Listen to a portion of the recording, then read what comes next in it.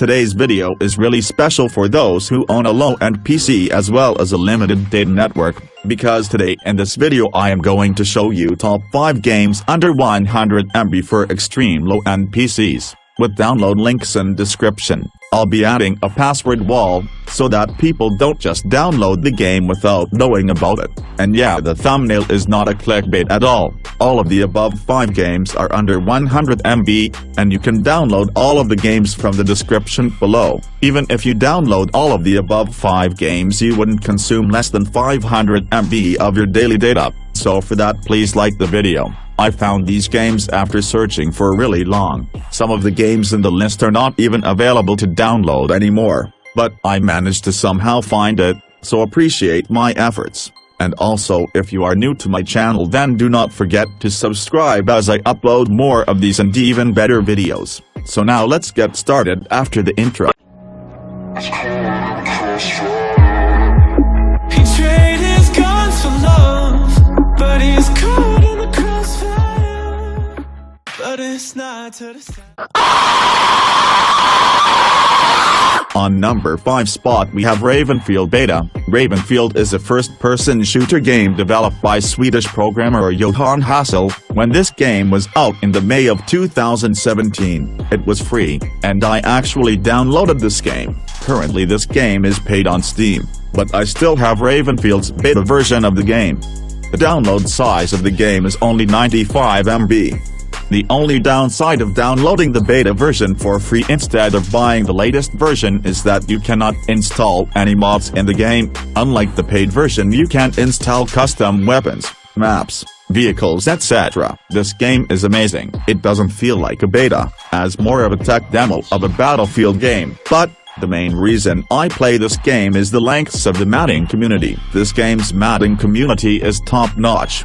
So just download it for 95 MB, and if you are interested you can also buy the game. The possibilities for this game are seemingly endless, with mods now available on websites other than Steam completely free. There are limitless combat scenarios and the updates only get better. There are mods for virtually every era, as well as ones from various fan bases. Note that you can only play offline with bots if you download from my link. So definitely worth a try if you love playing an offline Battlefield game. On number 4 spot we have Snakebus. Snakebus is a casual arcade game that requires a balance between reflexes and forethought. You can weave through the city streets and pick up as many passengers as you can. You need to drop your passengers at their destinations to cash in. The more people you drop off, the more your bus grows in length. Play smart and avoid crashing into yourself. You control a constantly moving bus, and your objective is to pick up passengers at bus stops and deliver them to a randomly determined landmark located somewhere on the map. The more passengers you successfully pick up and deliver, the more your bus grows in size, up until the point it becomes a gigantic snake-like mechanical monstrosity that will most certainly obstruct your path to a destination point. The game does allow for your bus to perform a brief jump in order to avoid obstacles, but for the most part, you will have to play this game with the snake mentality. You will need to create paths in order to accommodate how immense your bus is,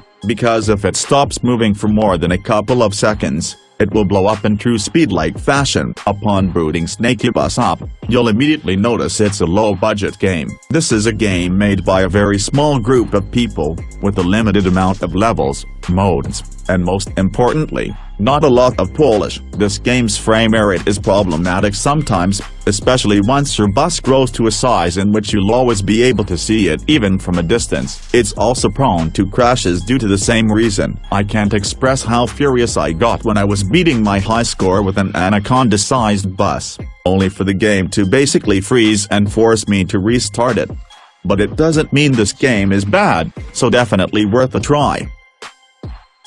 On number 3 spot we have Bullet Force. This kind of game is usually all about the multiplayer, though, and Miles has wisely focused on this aspect of his game for Bullet Force multiplayer. Effectively, Bullet Force multiplayer is a small but perfectly formed iteration of the console and PC multiplayer FPS which has dominated the multiplayer landscape for the last decade or so since the release of Call of Duty Modern Warfare. It's a first-person shooter with light tactical elements, which sees players either band together in teams or compete for solo supremacy across 3 different game modes and in 4 different locations. What's really surprising about Bullet Force multiplayer is the efficacy and faithfulness with which it manages to replicate the feeling of one of those big-budget AAA shooters. For years, there have been calls for Activision and EA to package single-player modes separately to their multiplayer counterparts so each mode can be given the love and attention it deserves. And Bullet Force multiplayer feels like the culmination of that debate. Visually, the game is incredibly impressive, running within our browser. We never noticed any significant slowdown or graphical glitches, so definitely worth a try. On number 2 spot we have Project War. In this game you fight in ranked matches against online players around the world, climbing the ranked ladder to be number 1. Play in classic team deathmatch, where we pit 2 teams of 4 against each other. Control, where the teams each try to get the most amount of time on the control points. Free-for-all, where all 8 players vie for ultimate supremacy, as well as various other action-packed game modes that they will introduce in future updates. It's an online shooting game designed natively on the PC and mobile platform built on the latest version of the Unity 3D engine, optimized to adjust to every PC and smartphone for the best game performance. You can customize your character by equipping them with different gears like helmets, vests, bags, and costumes. Each piece of gear not only looks unique but also has its own abilities, which you can use to wage war on the opponent. Also worth mentioning that each weapon has its own unique set of statistics and abilities. Guns can also be equipped with attachments such as silencers, gun clips, and scopes. Players can now demolish someone with grenades, slash the opponent with a katana, or shoot the unwitting enemies with a silenced rifle. So definitely worth a try.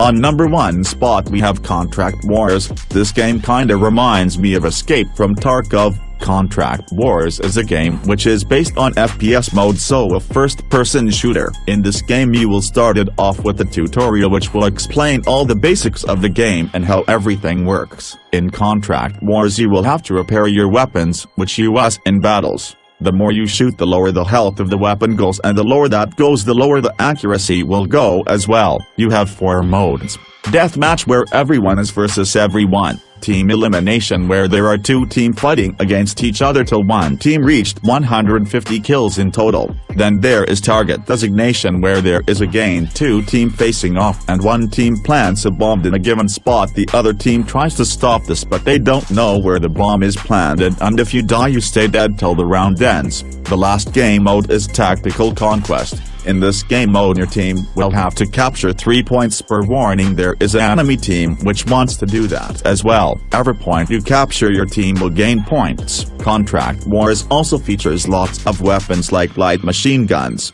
submachine guns, assault rifles, and pistols, shotguns and snipers. The developers are still working on this game, but it is a lot of fun to play. There are very different types of maps. There are small, middle maps and 2 very large maps. Every map has its features, different terrain, buildings and places to kill and camp for snipers. I talked earlier about what types of weapons there were. I'll give some explanation about all. The submachine gun is a fast firing rate, in fact the fastest in the game, but this comes with one disadvantage: they do very low damage, even lower than some pistols, so definitely worth a try. So guys, thank you so much for watching.